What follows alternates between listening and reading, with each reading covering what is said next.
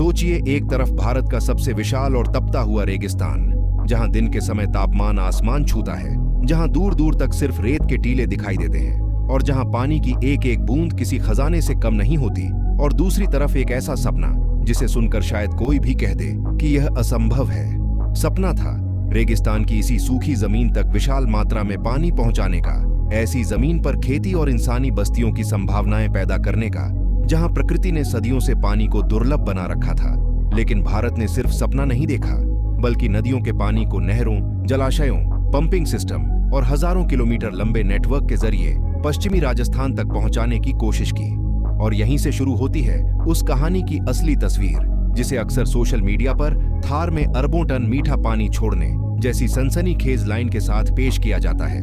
लेकिन दोस्तों, इस कहानी को समझने के लिए हमें पहले एक जरूरी बात साफ करनी होगी। थार में कोई एक ऐसा रहस्यमयी प्रोजेक्ट नहीं है जिसका आधिकारिक नाम मरुधरा प्रोजेक्ट हो और जिसने अचानक 1 अरब टन पानी रेगिस्तान में छोड़ दिया हो। असल कहानी इससे कहीं ज्यादा दिलचस्प है। यह कहानी है इंदिरा गांधी नहर परियोजना की, जिसने पश्चिमी राजस्थान के विशाल हिस्से में पानी पहुंचाने की दिशा में ऐतिहासिक बदलाव पैदा किया। कल्पना कीजिए, जिस इलाके में खेती का मतलब कभी सिर्फ बारिश के भरोसे रहना था, वहां नहरों का नेटवर्क पहुंचता है और देखते ही देखते जमीन के इस्तेमाल का तरीका बदलने लगता है। पानी आता है तो सिर्फ खेत नहीं बदलते, इंसानी जिंदगी बदलती है, गांवों की अर्थव्यवस्था बदलती है, पशुपालन के अवसर बढ़ते हैं और नई बस्तियों के लिए रास्ते खुलते हैं। लेकिन असली सवाल है, आखिर राजस्थान को इतनी बड़ी मात्रा में पानी की जरूरत क्यों पड़ी? इसका जवाब छिपा है इसकी भौगोलिक स्थिति में। राजस्थान क्षेत्रफल के हिसाब से भारत का सबसे बड़ा राज्य है, लेकिन इसके पश्चिमी हिस्से में विशाल थार मरुस्थल फैला हुआ है। यहाँ वर्षा बेहद असमान है और कई क्षेत्रों में पानी की उपलब्धता सीमित रही है। भूजल पर बढ़ती निर्भरता ने समस्या को और गंभीर बनाया। ऐसे में सवाल सिर्फ इतना नहीं था कि लोगों को पीने का पानी कैसे मिलेगा, बल्कि सवाल यह था कि इस विशाल क्षेत्र की अर्थव्यवस्था को कैसे मजबूत किया जाए। खेती कैसे बढ़ेगी, पशुपालन कैसे टिकेगा, गांवों को स्थायी पानी कैसे मिलेगा, और क्या रेगिस्तान के कुछ हिस्सों को सिंचाई के जरिए उत्पादक बनाया जा सकता है? यहीं से सामने आता है भारत का सबसे बड़ा जल इंजीनियरिंग प्रयोगों में से एक, इंदिरा गांधी नहर परियोजना। सतलुज और ब्यास नदी प्रणाली से जुड़े हरिके बैराज से पानी लेकर राजस्थान के पश्चिमी हिस्सों तक पहुंचाने की यह योजना सिर्फ एक नहर बनाने की कहानी नहीं थी। ये हजारों किलोमीटर के जल वितरण नेटवर्क, नहरों, वितरिकाओं, सिंचाई प्रणालियों और विशाल इंजीनियरिंग संरचनाओं का जटिल तंत्र था। पानी को रेगिस्तान तक पहुंचाना अपने आप में चुनौती थी, लेकिन उससे भी बड़ी चुनौती थी उस पानी को सही तरीके से खेतों और आबादी तक पहुंचाना। क्योंकि रेगिस्तान में पानी पहुंच जाने के बाद कहानी खत्म नहीं होती, वहां से असली परीक्षा शुरू होती है। मिट्टी कैसी है, जल निकासी कैसी होगी, कितनी सिंचाई की जरूरत होगी, कितना पानी जमीन में जाएगा और कितना वाष्पित होगा, क्या लगातार सिंचाई से जमीन में लवणता बढ़ सकती है? ये सवाल आज भी बेहद महत्वपूर्ण है। और दोस्तों, यही हमारी कहानी का सबसे दिलचस्प हिस्सा सामने आता है। जब किसी सूखे क्षेत्र में बड़े पैमाने पर सतही पानी पहुंचाया जाता है, तो सिर्फ इंसान ही इसका असर महसूस नहीं करता, पूरा पर्यावरण प्रतिक्रिया देता है। कुछ जगहों पर भूजल स्तर बढ़ सकता है, कुछ क्षेत्रों में वनस्पति का विस्तार हो सकता है, और जहां पानी स्थायी रूप से उपलब्ध हो जाए, वहां पक्षियों और अन्य जीवों के लिए नए आवास भी बन सकते हैं। लेकिन यही बदलाव कुछ परिस्थितियों में नई समस्याएं भी पैदा कर सकता है। अगर जल निकासी पर्याप्त नहीं हो, तो जमीन में जलभराव और लवणता बढ़ सकती है। यानी जिस पानी को जीवन देने वाला समझा गया था, वही गलत प्रबंधन की स्थिति में खेती के लिए समस्या बन सकता है। इसीलिए बड़े सिंचाई प्रोजेक्ट की असली सफलता सिर्फ इस बात से नहीं मापी जाती कि कितने क्यूबिक मीटर पानी पहुंचा। असली सवाल है, उस पानी का इस्तेमाल कितने वर्षों तक टिकाऊ तरीके से किया जा सकता है। यही वजह है कि थार की कहानी केवल रेगिस्तान में पानी पहुंचा दिया गया वाली कहानी नहीं है। ये पानी, विज्ञान, खेती, अर्थव्यवस्था और पर्यावरण के बीच संतुलन की कहानी है। अब जरा कल्पना कीजिए उस समय की जब रेगिस्तान के बीच नहर की पहली बड़ी धार पहुंची होगी। जहां पहले सिर्फ रेत थी, वहां पानी बह रहा था। किसानों के सामने पहली बार ऐसी संभावनाएं खुल रही थीं, जिन्हें उनकी पिछली पीढ़ियों ने शायद कल्पना में भी नहीं देखा था। गेहूं, कपास, सरसों और अन्य फसलों के लिए सिंचाई की संभावनाएं बनी। पशुपालन को पानी मिला, गांवों की आर्थिक गतिविधियां बढ़ीं। लेकिन इसके साथ साथ एक और परिवर्तन आया, भूमि उपयोग में बदलाव। रेगिस्तान का जो हिस्सा पहले प्राकृतिक मरुस्थलीय पारिस्थितिकी तंत्र था, उसका कुछ भाग कृषि और मानव गतिविधियों के लिए इस्तेमाल होने लगा। यही वह बिंदु है जहां वैज्ञानिक और पर्यावरण विशेषज्ञ सवाल उठाते हैं कि विकास और पर्यावरण के बीच संतुलन कैसे बनाया जाए। क्योंकि रेगिस्तान खाली जमीन नहीं होता, वहां भी विशिष्ट पौधे, जीव जंतु, पक्षी और प्राकृतिक प्रक्रियाएं मौजूद होती हैं। इसलिए पानी पहुंचाने का मतलब सिर्फ हरियाली लाना नहीं है, इसका मतलब एक प्राकृतिक प्रणाली को बदलना भी हो सकता है। और यही कारण है कि आज की आधुनिक जल नीति सिर्फ बड़े बांध और नहर बनाने तक सीमित नहीं रह सकती। हमें माइक्रो इरिगेशन, ड्रिप सिंचाई, स्प्रिंकलर, जल संरक्षण, भूजल प्रबंधन और स्थानीय जल स्रोतों के पुनर्जीवन पर भी ध्यान देना होगा। क्योंकि अगर पानी की हर बूंद को रेगिस्तान तक पहुंचाने में बहुत ऊर्जा खर्च हो और उसका बड़ा हिस्सा वाष्पीकरण या खराब प्रबंधन में चला जाए, तो लंबे समय में मॉडल टिकाऊ नहीं रहेगा। थार में गर्मी इतनी तीव्र होती है कि खुले जल स्रोतों से वाष्पीकरण एक वास्तविक चुनौती है।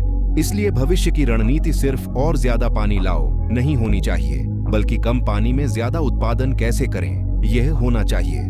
और दोस्तों, यही वह जगह है जहां भारत की नई पीढ़ी की इंजीनियरिंग महत्वपूर्ण हो जाती है। आज हमारे पास सैटेलाइट इमेजिंग है, रिमोट सेंसिंग है, मौसम की बेहतर भविष्यवाणी है, सेंसर आधारित सिंचाई प्रणालियां हैं और डेटा के आधार पर पानी का प्रबंधन करने की क्षमता है। अगर इन तकनीकों को बड़े नहर नेटवर्क के साथ जोड़ा जाए तो पानी की बर्बादी कम की जा सकती है और किसानों को जरूरत के हिसाब से सिंचाई की सलाह दी जा सकती है। भविष्य में आर्टिफिशियल इंटेलिजेंस और स्मार्ट सेंसर यह भी बता सकते हैं कि किसी खेत में वास्तव में कितनी नमी मौजूद है और कब पानी देना जरूरी है। यानी जिस कहानी की शुरुआत नहरों और विशाल इंजीनियरिंग संरचनाओं से हुई थी, उसका अगला अध्याय डिजिटल टेक्नोलॉजी लिख सकती है। लेकिन अब आते हैं उस दावे पर जिससे यह पूरी कहानी शुरू हुई थी। थार में 1 अरब टन मीठा पानी छोड़ दिया गया। 1 अरब टन पानी लगभग 1 अरब घन मीटर पानी के बराबर माना जा सकता है, क्योंकि पानी का घनत्व लगभग 1 टन प्रति घन मीटर होता है। इतनी मात्रा निश्चित रूप से बहुत बड़ी है, लेकिन इसे किसी एक रहस्यमयी झील या किसी एक बार की घटना के रूप में समझना सही नहीं होगा। राजस्थान में पानी का प्रवाह अलग अलग नहरों, जलाशयों, सिंचाई प्रणालियों और समय के साथ बदलती मांग के अनुसार होता है। इसलिए सोशल मीडिया की वायरल भाषा में दिखाई जाने वाली 1 अरब टन पानी रेगिस्तान में फेंक दिया गया वाली तस्वीर वास्तविक जल प्रबंधन की जटिलता को बहुत सरल बना देती है।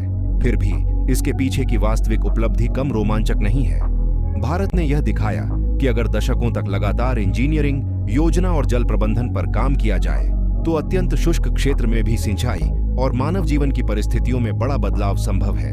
यह कहानी हमें बताती है कि किसी देश का विकास सिर्फ गगनचुंबी इमारतों से नहीं होता। कभी कभी विकास वह नहर होती है जो सैकड़ों किलोमीटर दूर किसी खेत तक पानी पहुंचाती है। कभी वह पंपिंग स्टेशन होता है जो पानी को सही ऊंचाई तक पहुंचाता है। कभी वह पाइपलाइन होती है जो किसी गांव की प्यास बुझाती है।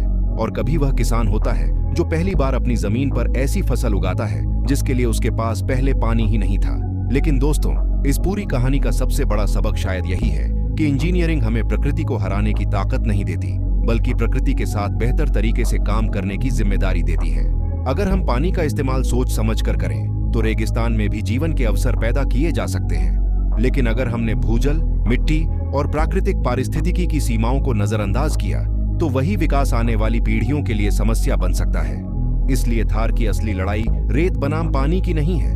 असली लड़ाई है सीमित संसाधनों को असीमित जरूरतों के बीच कैसे संतुलित किया जाए।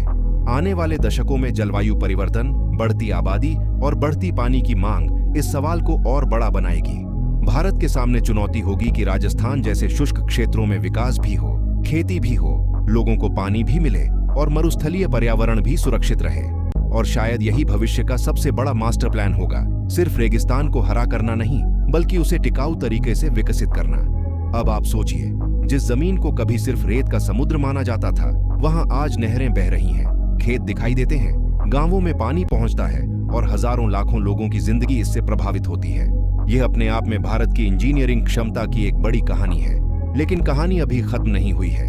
आने वाले समय में हमें यह तय करना होगा कि पानी को कितनी दूर तक ले जाना है, कितना पानी इस्तेमाल करना है और कितना पानी आने वाली पीढ़ियों के लिए बचाना है। क्योंकि पानी सिर्फ आज की जरूरत नहीं है, यह आने वाले कल की सुरक्षा है। और अगर भारत को अगले कई दशकों तक मजबूत, आत्मनिर्भर और सुरक्षित बनना है तो पानी की सुरक्षा हमारी सबसे बड़ी प्राथमिकताओं में से एक होनी चाहिए। दोस्तों, अब आपकी बारी है। आपको क्या लगता है, क्या थार जैसे शुष्क क्षेत्रों में बड़े सिंचाई और जल स्थानांतरण प्रोजेक्ट भारत के भविष्य के लिए जरूरी हैं, या हमें स्थानीय जल संरक्षण और कम पानी वाली खेती पर ज्यादा जोर देना चाहिए? अपनी राय कमेंट में जरूर लिखिए। अगर आपको लगता है कि भारत की ऐसी इंजीनियरिंग उपलब्धियों और जमीन से जुड़ी सच्ची कहानियां ज्यादा लोगों तक पहुंचनी चाहिए, तो वीडियो को अभी लाइक कीजिए और इसे अपने दोस्तों तक शेयर कीजिए। चैनल पर पहली बार आए हैं तो सब्सक्राइब जरूर करें और बेल आइकॉन को ऑल पर सेट कर दें, क्योंकि यहाँ हम सिर्फ खबर नहीं बताते, हम उसके पीछे छिपी कहानी, विज्ञान और असली तस्वीर को समझने की कोशिश करते हैं। और कमेंट में एक बार जय हिंद जरूर लिखिए, ताकि पता चले कि आप भी भारत के विकास और उसकी इंजीनियरिंग क्षमता की ऐसी कहानियों को पसंद करते हैं। मिलते हैं अगली वीडियो में एक और ऐसे ही चौंकाने वाले मुद्दे के साथ, जहां हम किसी वायरल दावे के पीछे की असली कहानी को खोलेंगे। तब तक अपने देश, अपने पर्यावरण और अपने भविष्य का ख्याल रखिए। जय हिंद।